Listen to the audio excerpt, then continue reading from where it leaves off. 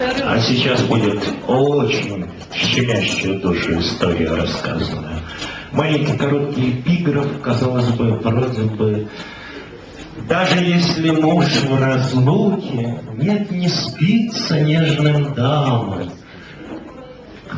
Кто-то что-то ищет в ушко и пердит под одеяло. Рифма страдает. На самом деле, такие интимные подробности, какие нас связывают с Золей, по-моему, ни с кем никто не связан с ней. Дело в том, что в 96-м году наши мужья одновременно уехали в командировку в Россию. И одновременно вернулись. Я уже не помню, сколько они отсутствовали, но через месяц мы с Золей созвонились и выяснили, что, в общем-то, мы в одном и том же положении. И всю беременность мы с ней совещались, сравнялись. Ну, так получилось, что между детьми все равно оказалась небольшая разница. Ну, вот об этом песня. Да.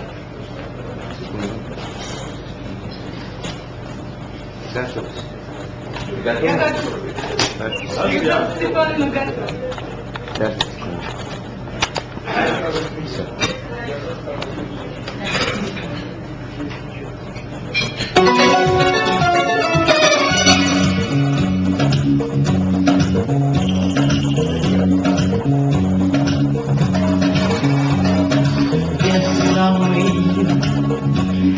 Вес самый лучший. Я 3200, а Миха аж 5 килограмм. Можно теперь бить нам баклуши. В тесной палате для редко рожающих мам.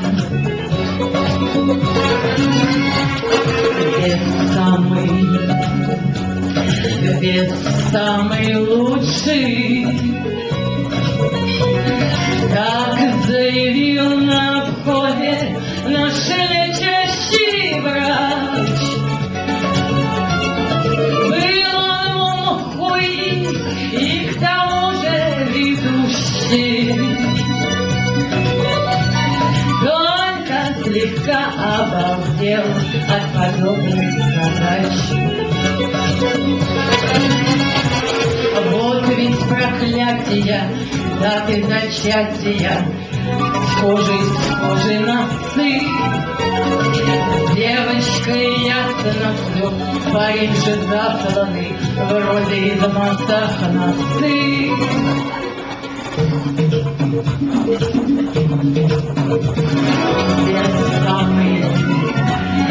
Вес самый лучший.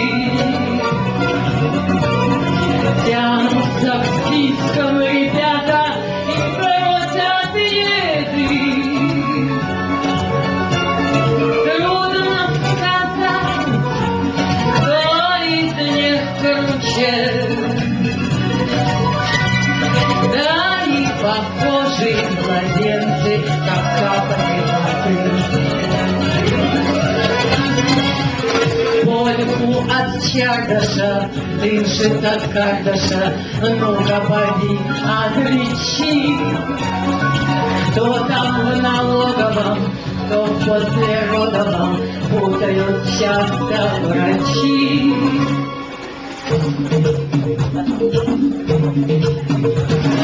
Вес самый лучший.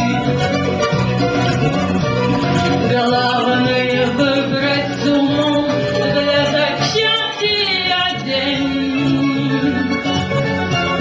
А может еще порядку, чтобы до кучи. Если, конечно, мужьям нашим будет не справки оформлены, дети накормлены, вот их кладут на весы. Я 3200, а Ника у 10, все же замотав носы. Вес самый лучший. Я 3200, а Ника килограмм. Можно теперь пить нам баклуши в тесной палате для редко рожающих. Рожающих.